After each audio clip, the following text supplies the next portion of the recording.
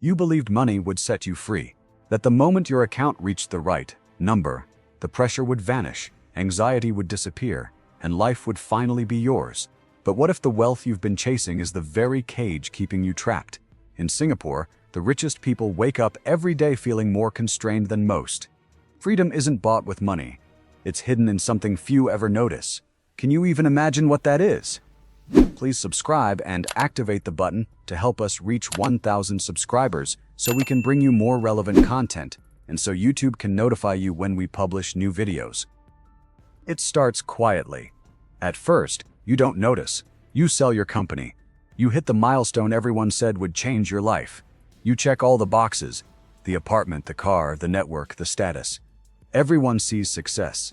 But the next morning, you wake up with the same tension, the same pressure, the same invisible constraints. Why does this happen? Why does nothing change even when you have everything you were promised? Money is real. Access is real. Connections are real. But freedom, that elusive promise hasn't arrived. Instead, the pressure scales up: bigger stakes, sophisticated expectations, social systems that watch, judge, and respond invisibly. Your life feels like a performance, measured by metrics nobody explains. Have you ever felt that exact moment when achievement fails to deliver relief? The mechanisms that create your wealth also create your constraints.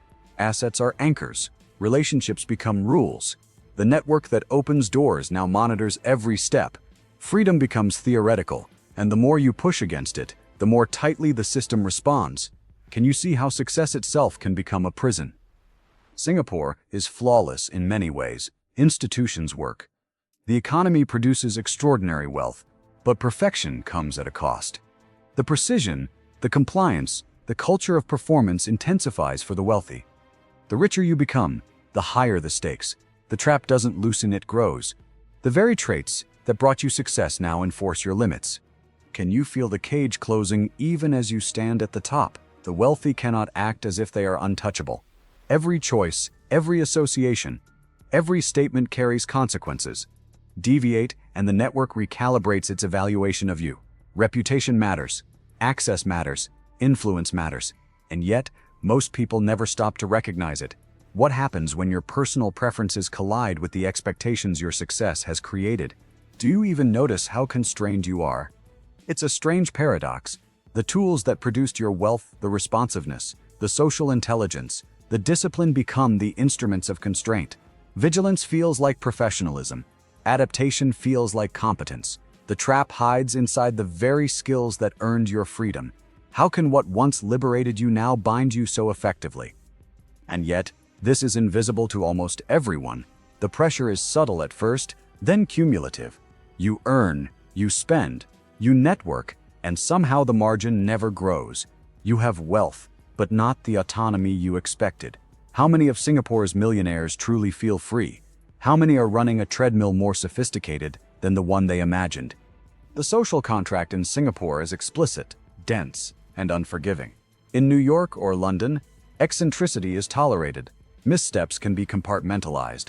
In Singapore, the network is small, interconnected, and unforgiving. Every choice is amplified. Visibility is permanent. The trap is not rumor, it is lived experience.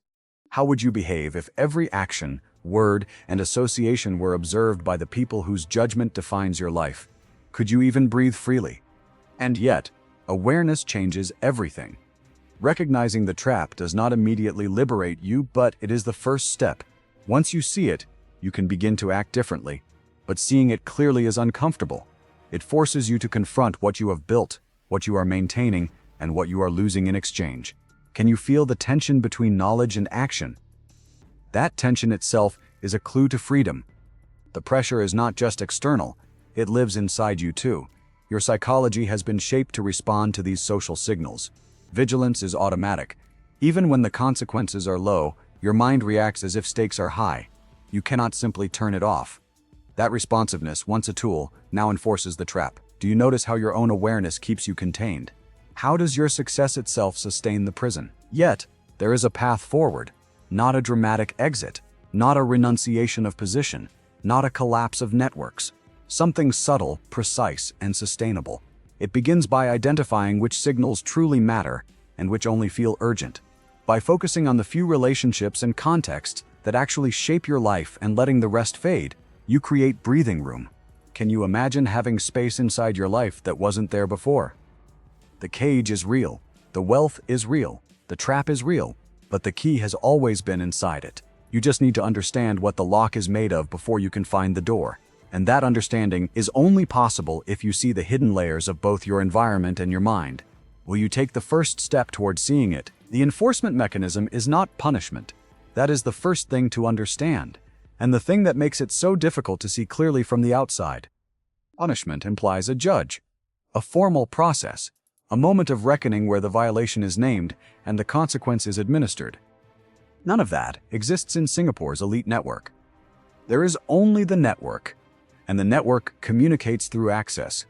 When a wealthy Singaporean makes a move that the community reads as a violation of the operating system, too visible, too loud, too financially aggressive in ways that threaten relationships the community values, the response is not confrontation. It is contraction. The calls become slightly less frequent. The invitations to the events that matter arrive slightly later, if at all. The introductions that would previously have been made naturally now require a specific effort that did not used to be necessary. And here is what makes this enforcement mechanism so precise and so permanent. The ease disappears. Ask yourself honestly, have you ever been in a professional or social relationship where the ease disappeared without any explicit explanation? Where nothing was said and nothing was done but something fundamental shifted? That specific, unmistakable sensation of being subtly outside something you used to be inside. That is the enforcement mechanism. And in Singapore's elite network, where the ease of a relationship is the primary vehicle through which information, access, and opportunity flow, losing that ease is losing something with real commercial consequences that no amount of explicit relationship management can fully restore. But here is the part that most people never realize until it is too late. The contraction is never announced. It is never explained. And it is almost never reversible, because the behavior that triggered it has already been filed, permanently, accurately, and without appeal, in the social accounting of everyone who noticed. This leads directly to the second hidden rule, and it is more consequential than the first. Never make the network work to include you. The person who requires effort to include, who creates friction, who generates the specific social work of managing their visibility or their associations or the consequences of their public positions, is not simply inconvenient. They are a liability. And in a network that runs on the specific efficiency of relationships that function without requiring active management, a liability is eventually excluded, not dramatically, through the gradual reduction of the investment that inclusion requires. And here is what nobody tells you about this rule. It operates in both directions simultaneously. It is not only about what you do that creates friction. It is about what you fail to do that creates the absence of ease the network reads as equally significant. The wealthy Singaporean who does not maintain their relationships, who allows the calls to become infrequent, who misses the events that signal continued engagement, who is consistently unavailable at the moments when availability communicates investment, is not simply being passive. They are sending a signal that is received with the same accuracy as any more active communication. And this brings us to the third hidden rule, the one that surprises people most when they first encounter it, because it contradicts almost everything that conventional success culture teaches about ambition and reward. In Singapore's established elite circles, the display of effort is a social penalty. Not the effort itself, the display. The visible striving, the public demonstration of ambition, the specific quality of hunger that most success cultures treat as admirable, reads in Singapore's elite circles as evidence that the person displaying it has not yet arrived at the level they are claiming to occupy. In other words, showing how hard you are working tells everyone that you are still working your way in. And working your way in is the one position that the network reads as permanent evidence that you have not yet arrived. The person who has genuinely arrived does not display the effort. They display the result, and only in the specific, calibrated, precisely dosed forms that the operating system permits. Everything else is edited out. Not because the effort does not exist, it does, and it is often extraordinary. but because displaying it communicates the one thing that closes more doors than any other single signal in this environment. It communicates need. And what comes next is what need actually costs at this level. The financial rules that Singapore millionaires operate under are not the rules that appear in any investment textbook or any public discussion of wealth management strategy. They are the rules that emerge from the specific intersection of Singapore's regulatory environment, its cultural norms around money, and the expectations of a network that treats every financial decision as social communication.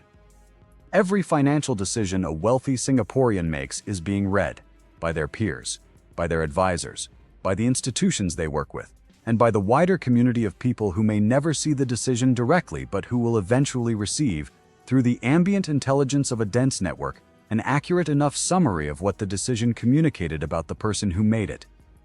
And this is where it gets uncomfortable. Because that reality, the knowledge that every financial move is a communication, changes how the moves are made. Not in ways that are always financially optimal, in ways that are always socially defensible. The first financial rule is the one that shapes all investment behavior at this level. Never be wrong publicly. Not never be wrong. Everyone is wrong, regularly, in markets and in business, and in the full range of decisions that significant wealth requires, but never be wrong in a way that is visible to the network before the correction is already underway. And here is what that rule actually produces in practice. It produces a specific and underappreciated distortion in how wealthy Singaporeans deploy capital. It pushes against concentration, against the bold, high-conviction, publicly legible bets that are, in most narratives of wealth creation, the moves that produce the largest outcomes. The wealthy Singaporean who has internalized this rule does not make those bets publicly. They make them through structures specifically designed to minimize visibility, private vehicles, off-market transactions, positions held through entities whose connection to the beneficial owner is not immediately legible. The bet is real, the conviction is real, the risk is real, the audience is absent. Ask yourself this: how many of the significant wealth-creating decisions made by Singapore's most successful families in the last 20 years are documented in any public record? Almost none. And the absence of that record is not an accident. It is the direct output of a financial operating system that treats visibility as risk and privacy as the primary form of risk management. But here is the part that most financial analysis of Singapore's wealthy class never reaches. The second financial rule is the one that produces the most genuine frustration, and the one that most directly explains why significant financial success in Singapore so rarely produces the financial freedom that significant financial success is supposed to produce. Capital must be continuously deployed in the maintenance of position. Not invested, deployed.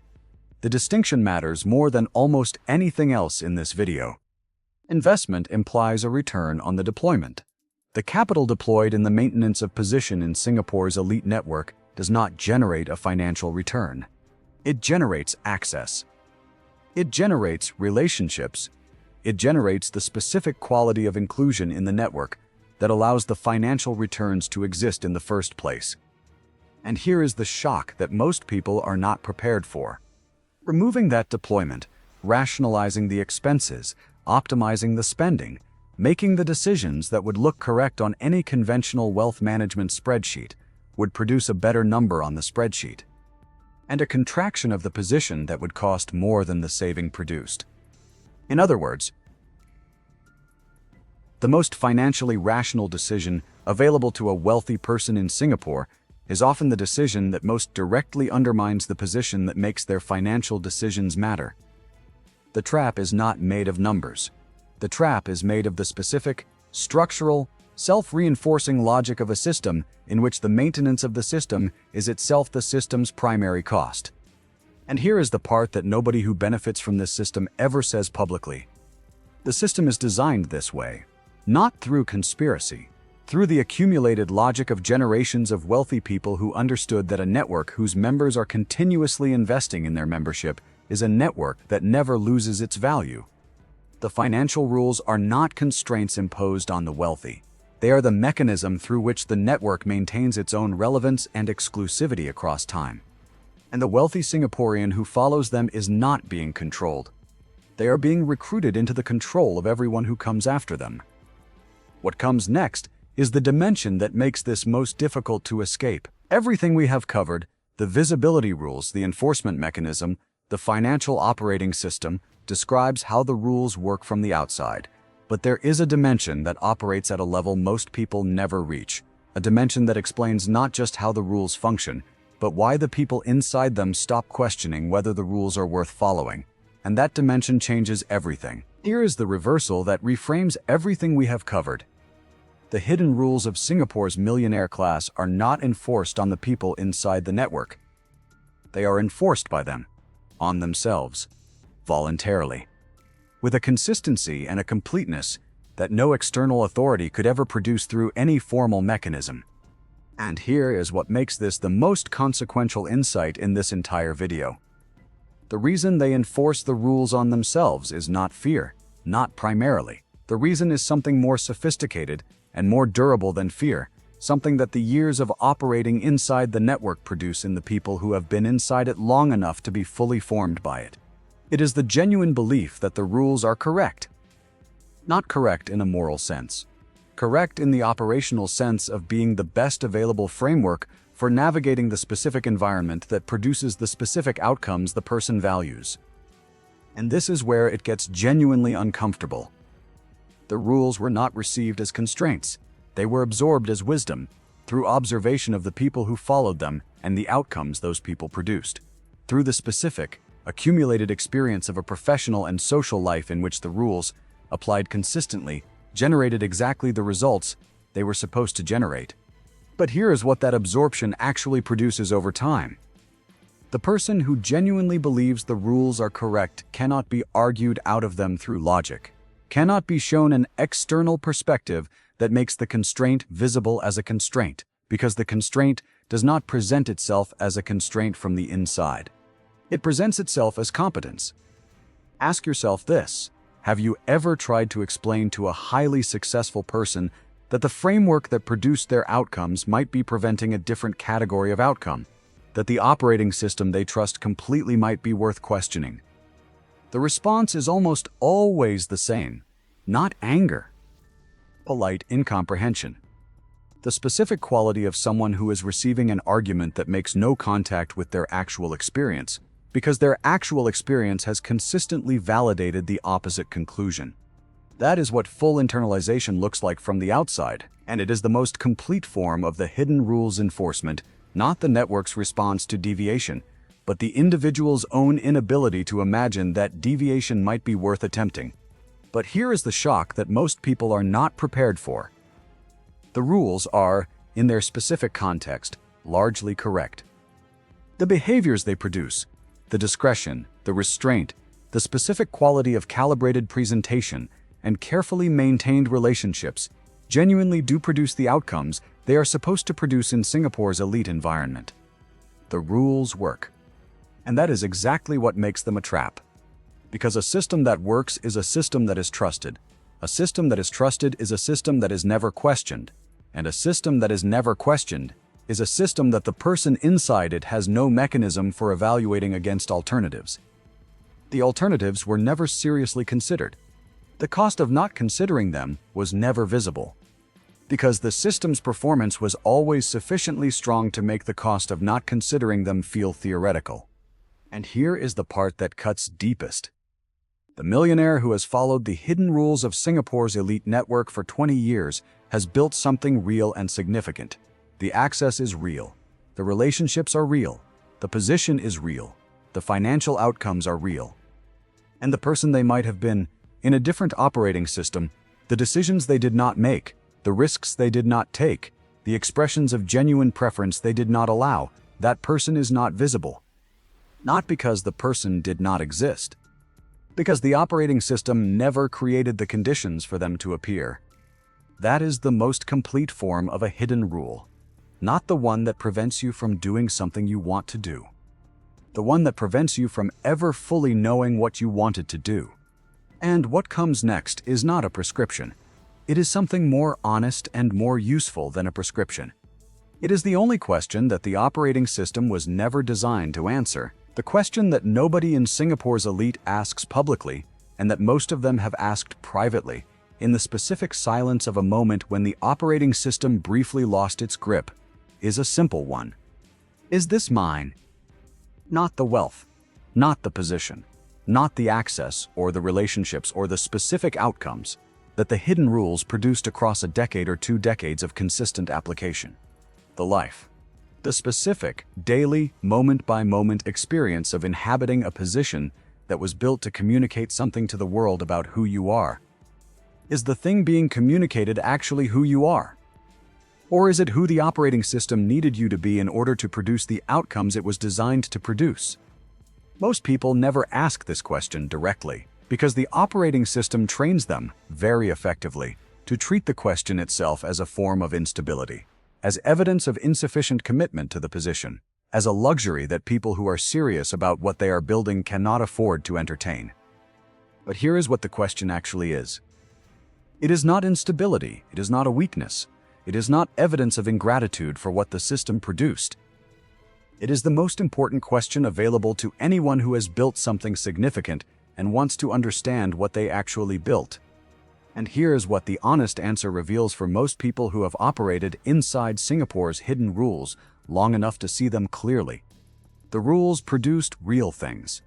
The position is genuinely valuable. The relationships are genuinely significant. The access is genuinely irreplaceable in its specific function. And the rules also produced a life that is, in its daily texture, considerably less free than the position it produced appears from the outside. Both of those things are true simultaneously. And here is the part that most people in this situation never discover. The person who can hold both truths without needing to resolve them in favor of one or the other has access to something that the person who cannot hold them is denied. The ability to make genuine choices within the constraints of a real position. Not choices that ignore the rules. The rules are not ignorable without consequences that most people are not willing to pay, and pretending otherwise is not honesty but fantasy. Choices that are made with full awareness of what the rules are, what they cost, what they produce, and what they prevent. Choices that are genuinely the person's own, made from inside the operating system rather than in spite of it. And here is where the exit actually lives. Not in rejecting the network, not in dismantling the position, not in the dramatic public gesture of independence that would cost everything the rules protected and produce nothing the person actually wants. The exit is in the spaces the operating system does not specifically require to be managed.